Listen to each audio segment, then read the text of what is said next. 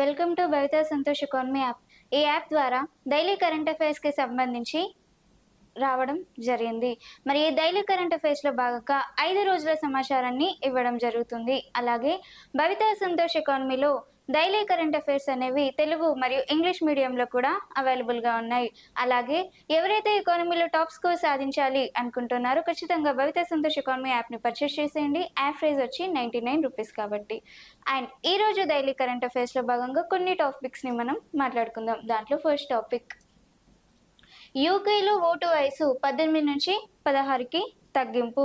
మరి యునైటెడ్ కింగ్డమ్లో ఈ labour party అనేది తను ఎన్నికల ప్రచారంలో భాగంగా ఈ యునైటెడ్ కింగ్డమ్లో తను అధికారంలోకి వస్తే ఓటింగ్ ఏజ్ని 18 నుంచి 16కు తగ్గిస్తున్నట్లుగా తన హామీని ఇవ్వడం జరిగింది. మరి అదేవిధంగా ఆ లేబర్ గవర్నమెంట్ ఈ యూకేలో ఈ ఓటింగ్ ఏజ్ ఏదైతే ఉందో దాన్ని 18 నుంచి 16కి తగ్గించడం జరిగింది. మరి ఈ ఓటింగ్ ఏజ్లో సంచలన మార్పు అనేది మొట్టమొదటిసారిగా ఎప్పుడు సంభవించింది అంటే 1969లో జరగడం జరిగింది అన్నట్టు. అంటే 1969 ముందు ఈ ఓటు వేసే ఏజ్ అనేది 21 వరకు ఉండేది. అంటే 21 సంవత్సరాలు నిండిన వారికి మాత్రమే ఓటు వేసే హక్కు ఉండేది. మరి 1969 తర్వాత ఈ ఏజ్ని 21 నుంచి 18కి తగ్గించడం జరిగింది. మరి రీసెంట్గా ఈ 2025లో ఈ ఏజ్ని 18 నుంచి 16 వరకు కూడా తగ్గించడం జరిగింది. అంటే లేబర్ పార్టీ తను చేసిన హామీలను వాళ్ళకి రూపొందించడం అంటే వాళ్ళు చేసిన హామీలను తెలియజేయడానికి దీనిని ఏర్పాటు చేయడం జరిగింది. 18 నుంచి 16 వరకు కూడా ఓటింగ్ ఏజ్ని తగ్గించడం జరిగింది. మరి ఇది యూకేలో ఓటింగ్ వయసుకి సంబంధించి. So voting age in UK lowered from 18 to 16. So in a government of Labour Party in a UK government that takes a decision and proposed in a elections commissions. So when the party is coming on the party, so they lowered the age of voting age from 18 to 16. Because of this reason, Labour Party in a UK government decreases voting age up to 18 to 16. So and the biggest and sensational change was happened in 1969 in a voting age. So before 1969, the voting age will be 21. Then after 1969, it was decreases to 18. Now in 2025 it was decreases to 18 to 16. మరి ఇది ఈరోజు యూకేలో vote వయసుకి సంబంధించి. Next ADR report 2025. మరి ADR report అనేది దేనికి సంబంధించిన నివేదికలు అందించింది అంటే ఎడ్యుకేషనల్ మానిటరింగ్కి సంబంధించిన సమాచారాన్ని అందించడం జరిగింది. మరి ఇందులో భాగంగా దేనికి సంబంధించిన సమాచారాన్ని ఇచ్చింది అంటే అన్రికగ్నైజ్డ్ పార్టీల యొక్క సమాచారాన్ని అందించడం కోసం ఈ ఏడిఆర్ రిపోర్ట్ అనేది ఒక నివేదికని ఇవ్వడం జరిగింది. మరి దీనిలో అన్రికగ్నైజ్డ్ పార్టీస్ లేదంటే రిజిస్టర్ కానీ లేదంటే గుర్తించబడని రాజకీయ పార్టీలు చాలా వరకు ఉన్నప్పటికీ వాటిలో ఆదాయం అనేది పెరుగుతుంది అని చెప్పి ఈ ఏడిఆర్ రిపోర్ట్ 2025లో నివేదించడం జరిగింది. మరి ఇందులో భాగంగా ఎప్పుడు 22-23 సంవత్సరానికి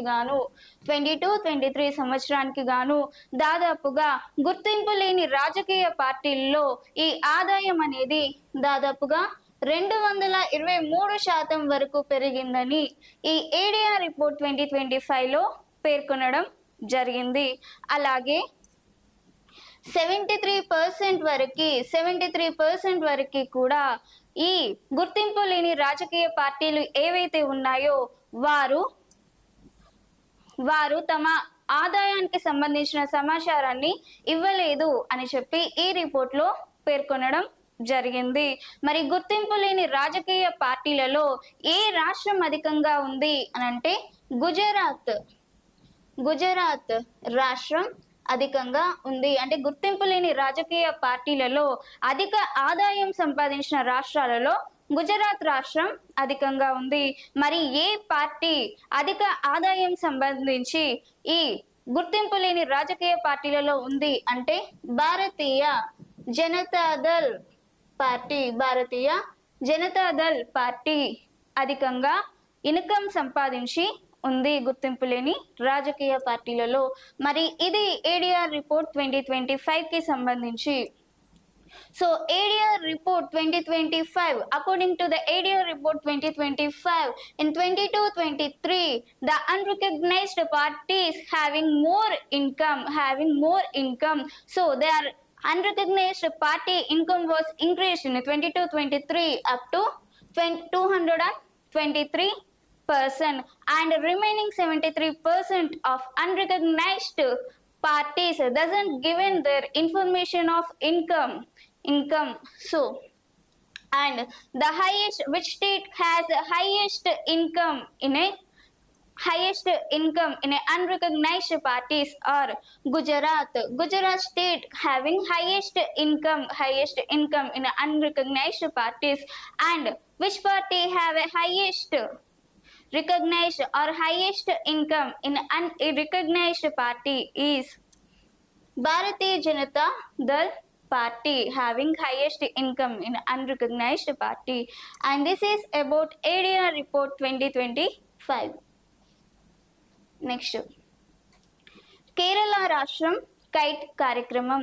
మరి కేరళ రాష్ట్రం కైట్ కార్యక్రమాన్ని ఎందుకోసం ప్రారంభించింది అనంటే కేరళ గవర్నమెంట్ యొక్క విద్యాలయాలలో టెక్నాలజీతో అలాగే డిజిటల్ వ్యవస్థ, ఆర్టిఫిషియల్ ఇంటెలిజెన్స్తో నైపుణ్యమైన విద్యను అందించే విధంగా ఈ కైట్ అనే కార్యక్రమాన్ని కేరళ ప్రభుత్వంలో ఏర్పాటు చేయడం జరిగింది. మరి ఇందులో భాగంగా ఈ నైతిక అలాగే సమాన అలాగే పారదర్శకత విధానాలలో భాగంగా ఏఐని అలాగే డిజిటల్ వ్యవస్థని ఉపయోగించాలి అన్న ఉద్దేశంతో ఈ కేరళ రాష్ట్ర ప్రభుత్వం ఈ కైట్ కార్యక్రమాన్ని ప్రారంభించడం జరిగింది. అలాగే ఉపాధ్యాయులలో నైపుణ్యమైన శిక్షణను పెంపొందించాలని, అలా ఉపాధ్యాయుల యొక్క సామర్థ్యాన్ని పెంపొందించాలి అని చెప్పి, అలాగే విద్యార్థుల యొక్క డేటా సీక్రెట్ ని కాపాడాలి అన్న ఉద్దేశంతో ఈ కేరళ రాష్ట్ర ప్రభుత్వం ప్రారంభించింది. మరి ఇది కేరళ రాష్ట్ర ప్రభుత్వ కైట్ కార్యక్రమానికి సంబంధించి.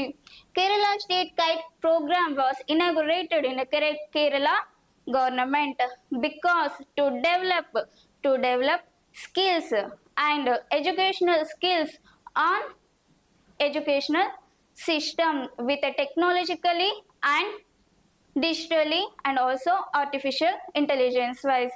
So in this case artificial intelligence and technologies are used in the method of ethical and equitable and also transparent in a system.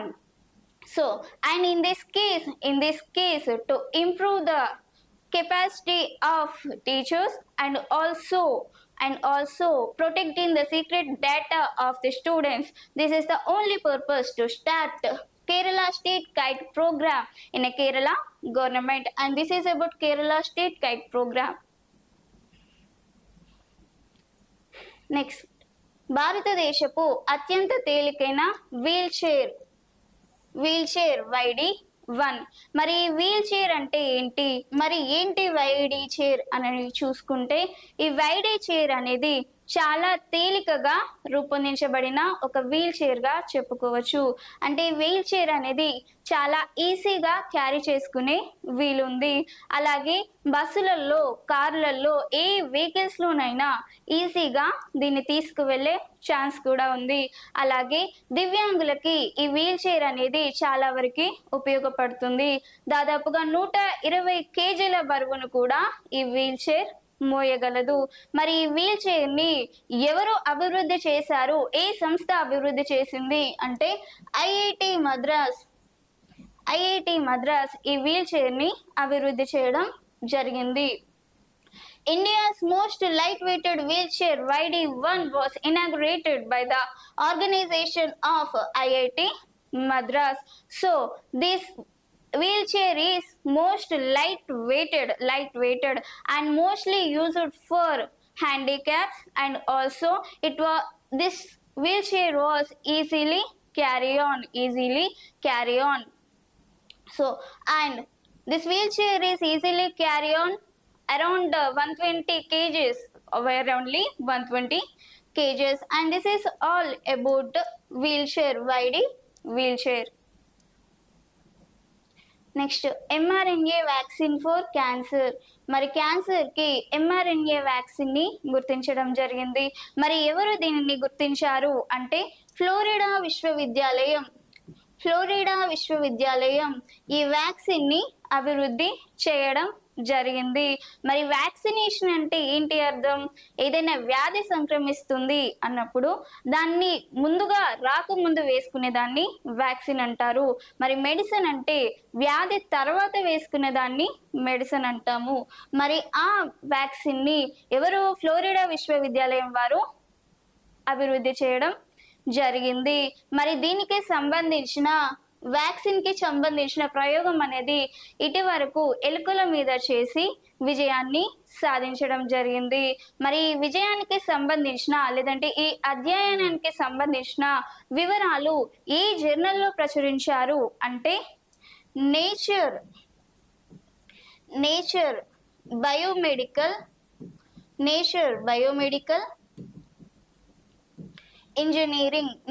Biomedical engineering అనే ఈ జర్నల్లో ప్రచురించడం జరిగింది ఈ mRNA వ్యాక్సిన్ కి సంబంధించి. మరి ఇది mRNA వ్యాక్సిన్ క్యాన్సర్ కి సంబంధించి. So the mRNA vaccine for cancer was developed by the Institute or University of Florida. So the recently the experiment was successfully done on rats. So this study was published in the Journal of Nature Biomedical Engineering, and this is about mRNA vaccine for cancer. Next, rare caracal cat in India అంటే భారతదేశంలోనే అరుదైన ఒక పిల్లిని గుర్తించడం జరిగింది ఈ cat. మరి ఇది ఎక్కడ దీన్ని గుర్తించారు అంటే మధ్యప్రదేశ్లోని గాంధీ సాగర్ అనే వన్యప్రాణి సంరక్షణ వన్యప్రాణి అభయారణ్యంలో ఈ క్యాట్ ని గుర్తించడం జరిగింది. తమ కెమెరాలలో రికార్డ్ చేయడం జరిగింది. మరి దాదాపుగా 20 సంవత్సరాల తర్వాత లేదు అంటే 2 దశాబ్దాల తర్వాత ఈ క్యాట్ ని గుర్తించడం జరిగింది.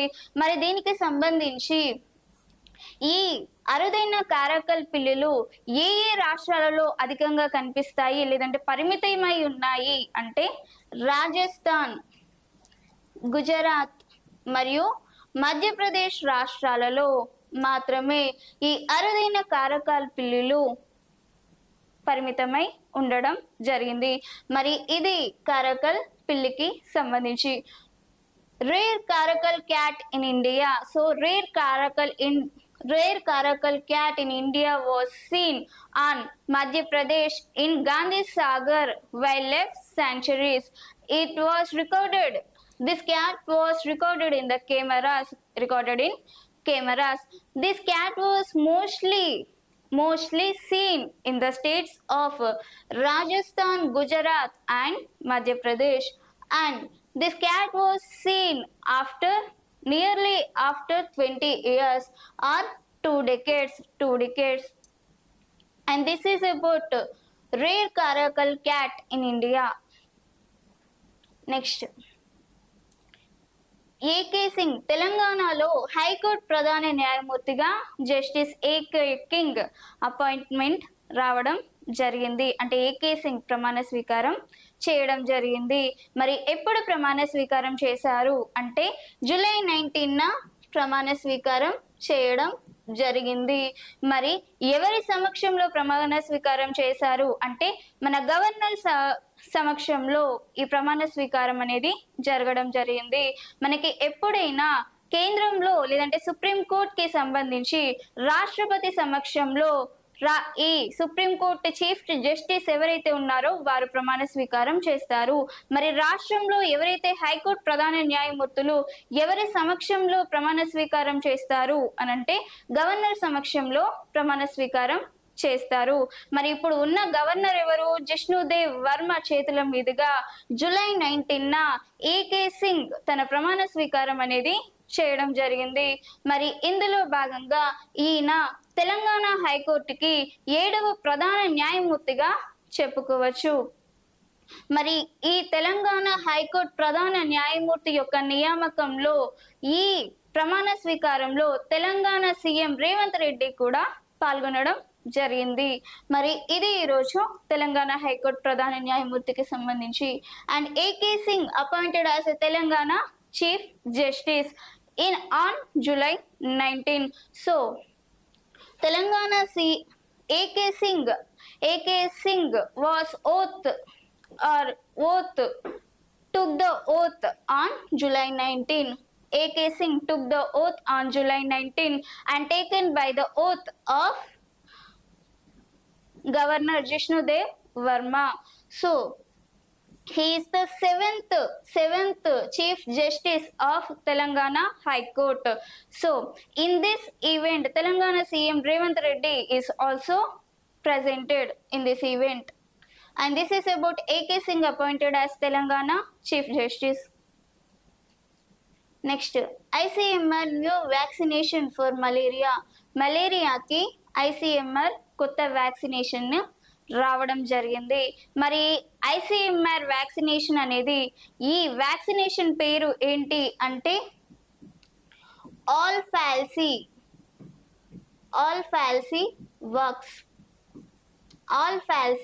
వర్క్స్ అనే పేరుతో ఈ వ్యాక్సినేషన్ అనేది రావడం జరిగింది.